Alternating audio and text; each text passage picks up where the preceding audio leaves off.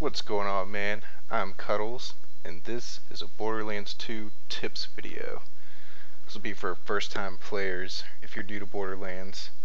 Just want to go over a couple things that could help you survive your first couple of levels before you get the skill point, and help you out while you're furthering your progression in Borderlands. Let's jump right into it. Let's take a look at the main menu, and you'll see that on the right side it shows you your party, and then below that you see all of your friends that are playing. If you hover over someone's name, you'll see that it's like a check mark. It means good match. There's also poor match, which is a skull, and I think there's a triangle with an exclamation point, which is an acceptable match.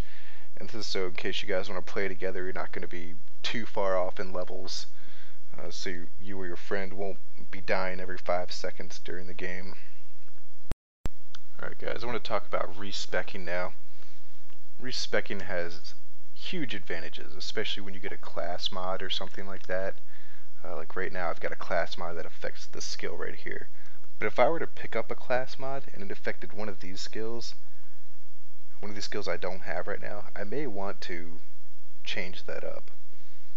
This is super important. The class mods play a very good role in this game with the skill points and the way that it's so easy to respec, because it costs almost no money.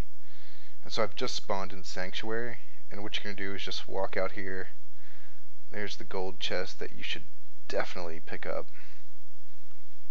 But here's the respec machine.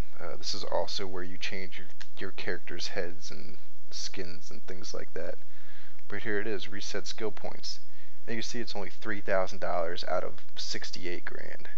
That is, it's just so worth respecing when you need to, or if you don't like using the all-out class, you can respec it, or if you're playing with a group of people, respec it for the group rather than just solo play.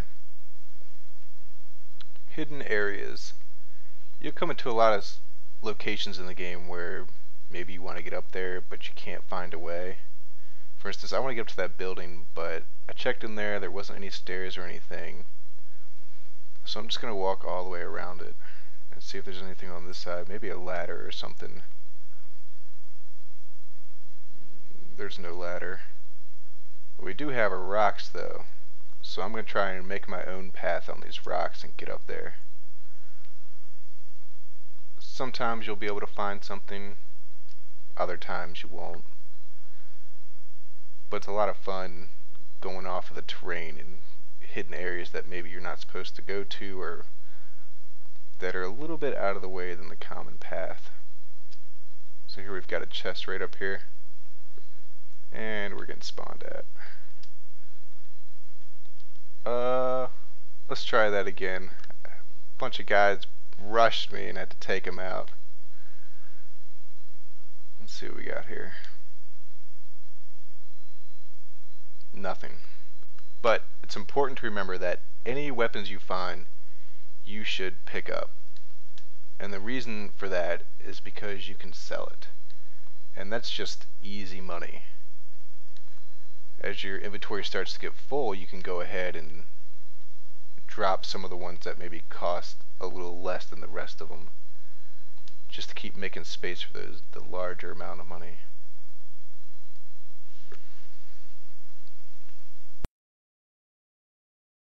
Now that we have some of the basics down, let's go into combat and what you can do to make yourself a successful player in this game. Critical hits. Most enemies, I want to say all enemies, have a critical hit spot. The bandits and human type players, of course, is going to be a headshot, but when you get into some of the different enemies, like let's say a robot, his critical hit spot might actually be on his arm. So you'll have to play around with that a little bit, but just know where their critical spots are and use them. Use them, because it was going to take them down fast. Skills and grenades you're also going to want to use a lot. I know with my playthrough with Maya and Zero that their skills cool down really quick, so you can use them a lot. So use them if you have them. It'll definitely help you out in battle. And same with grenades. You can replenish these on the field. You'll just find them laying around, and you'll find some really good grenades that you can pick up that do all kinds of random stuff.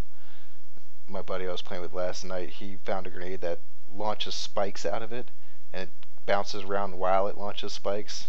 Yeah, it's pretty cool. And if they start kicking your ass, make sure you recognize when your shield is down. The little explosive blue shield will come up on the screen basically, and that'll let you know it's down. And when this happens, you need to get to cover. Your health is going to go down so fast without your shield, so you just need to play it smart and take cover. Unless, of course, you have a couple enemies that are low health, and if you have that, then you can go ahead and keep fighting, but leave those enemies there. Borderlands features a second wind, is what they call it, and this is basically when you fall down, you can revive yourself by killing an enemy. So you'll see a lot of times where there's a lot of smaller enemies around one big guy, and sometimes it may be smarter to let the little guys run around while you take care of that big guy. That way, if you fall down, you'll have enough ammo to take out the little guys, and you'll be able to revive yourself pretty quick. And lastly, play to your strengths, and play to your character's strengths. Like Maya's, she gets all kinds of skill bonuses from using submachine guns or elemental weapons, just basically all elemental weapons in general. Zero gets bonuses for sniper rifles and pistols, I believe. This is also really helpful if you stay to a certain type of gun that is your main gun, because when you start getting online in a group of people, you won't be fighting over the loot essentially. You can just kind of give it to the next guy because you aren't using that type of weapon. But do make sure that if you are going to carry a sniper, that you also carry maybe a pistol or a shotgun, just so when you run out of ammo you have a secondary or third weapon to go to.